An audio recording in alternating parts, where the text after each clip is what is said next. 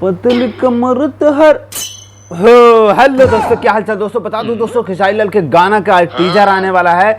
आज कब आएगा ये रिलीज डेट, मुझे टीजर का ढूंढने की कोशिश किया, कहीं भी नहीं मिल पाया। पता नहीं क्यों टीजर का रिलीज डेट नहीं डाल पाए। अगर सुबह रिलीज कर देंगे तो ठीक है, अगर आ चुका होगा तो ठीक है, आप लोग के लिए अच्छी बात है। नहीं आया होगा तो 4 या 3 बजे के आसपास में आएगा। अगर सुबह आ गया तो ठीक है, आ गया होगा तो आप लोग को 10-11 बजे के बीच में आप लोग को वीडियो बना के बता दूंगा। नहीं आया होगा तो आप लोग को बता ही रहा हूँ।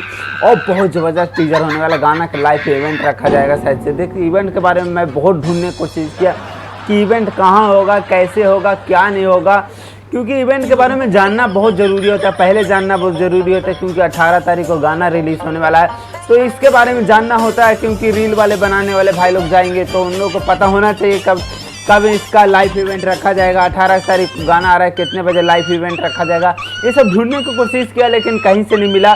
मैसेज किया हुआ है, देखते हैं कंपनी वाला क्या बताते हैं या नहीं बताते हैं। अगर बताएंगे तो दूसरे वीडियो में बता दूंगा आप लोगों को।